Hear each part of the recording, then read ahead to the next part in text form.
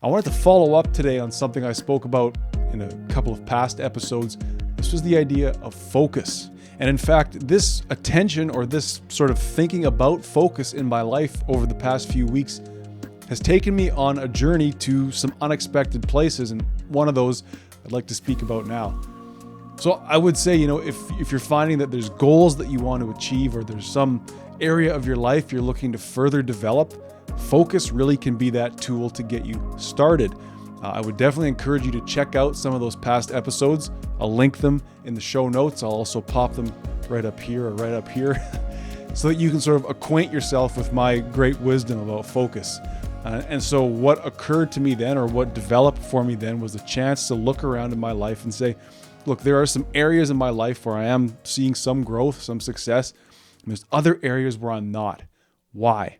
And what occurred to me was simply, I'm not focusing on the steps that it would take for me to achieve what I want. And think about this from your own point of view too, not just me. Are there things that perhaps you would like to do, you would like to have, you would like to achieve, some form of goal, whether fitness or diet or relationships? You want to be a better parent, a leader, a partner, whatever it looks like that you want for yourself. And quite often that thing exists as a big sort of shapeless problem that simply says, well, this is what you are not. Now, what I found for myself is that when I frame the problem, as the thing that I'm not, as this big sort of dark negative cloud, that distracted me from seeing the steps that I should be taking, or I would like to take, or I ought to take, to getting to where I want it to be. Seems simple, but in a sense, it becomes this vicious cycle of self-sabotage. We want so badly to be something, we believe we're capable of more, and we focus on the fact that we are not that thing. And so we are now focusing on something that is in a sense not real, right? It's a negative, it's a non-existent thing, and we are distracted from the steps that we ought to take daily to get there. Okay, so the issue began to sort of shape itself in my mind. I'm not looking at what I can do daily, and I'm not looking at what is productive and concrete, what can I build off, right? I want to grow my business.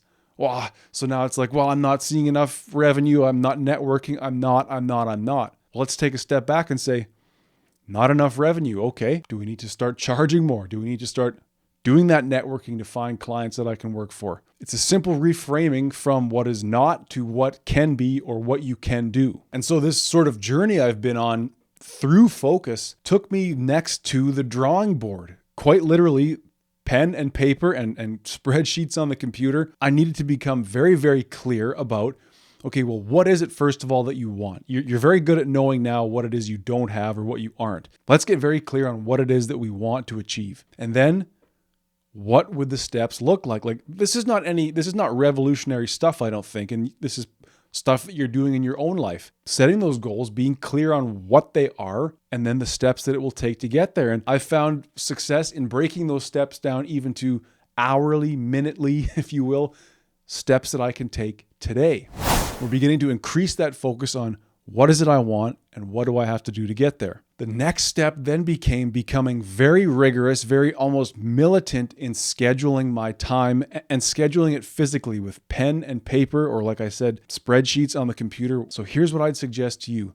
There's things that you want, you're pursuing them. It's time now to take those actionable steps and put them onto a schedule, a planner, a calendar, where it's the day broken down into hourly blocks. And within that block, just writing down, what do I need to do? Even if it's from noon to 1, I'm taking a lunch break, well, write that in there. And then what am I eating? Why am I eating that? We know in our mind the steps we want to take. Let's see those steps laid out on a timeline. I think for whatever reason, for myself and perhaps for you, it's very, very useful to see what I want, what I need to do to get there, and when am I going to take those steps. Each part of this process now is increasing our focus on what we can do today and getting towards those larger goals by breaking them down smaller and smaller. This is no big revelation to really anybody at all.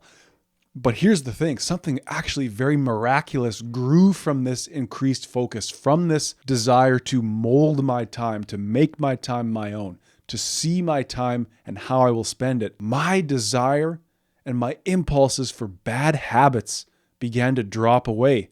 So this is very fascinating to me. I went into this period now where I'm scheduling out my time. It's like I'm going to have two 2-hour blocks per day where I work on the podcast or I work on my video production stuff. I see when I'm going to be eating. I see when I'm going to totally let go for the day and get into the nighttime routine. And for you, if there's kids, if there's family members, maybe you're working 2 jobs, starting to just see how the time is spent will be very beneficial, and planning and preparing to spend the time that way. By a week or maybe a week and a half of doing this, I start to look around and say, wow, like I haven't been tempted to sort of engage in some of those behaviors that I had in the past that I know don't serve me. Talking about laziness, talking about procrastination, talking about getting sucked down the rabbit hole of social media. And the point here is that when we are focused quite literally on bigger and better things, we derive a secondary benefit of not being distracted by things that do not help us. So we're now using goal-oriented behavior in a more, I would say, sustainable way. We have less time to be distracted by our impulses and more time now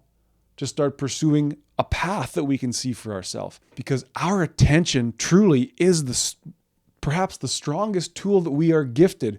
Where we put our attention, where we look, truly that is where we go. So by putting our attention towards bigger and better things, and again, I'm not saying start a business, start a podcast, start a family just so that you can get off cigarettes. You have things that you would like to do. It could be you'd like to read 5 pages of a book. Well, do it and then make time to say, look, I did it and I'm going to do it again tomorrow. I would be surprised if you didn't find over time that if you could just shift your attention to things that you know would keep you on this path, things that you can do today, the impulse to do those things that distract, medicate, and feel good in the moment doesn't start to recede into the back of your mind. But you may say, obviously, if I had bigger and better things, I wouldn't be addicted. And I understand that, and I've lived that. So then it's time to go back in this process and become very, very clear about what is it that you do want. And is there something, anything, an online course, a series of videos, a book, maybe a conversation you can have with somebody that you can put your focus towards something holistic? Is there some form of meaningful task that you can undertake even for a few minutes or an hour a day that you can say, I know I need to do this. Here's when I'm going to do this. And then watch and see if in that time you feel less likely to go running to video games, social media, pornography, marijuana, whatever it is. I'm not saying we make whole-scale changes overnight, but when we begin to put our focus on the things we can do right now towards a bigger and better thing that we believe in, we may find less time for distraction and self-medicating. Let me know if this makes sense to you. Is there things that you could maybe shift your focus onto that might help get away from some of those bad habits? And until we speak again, please say it with me. Better is possible.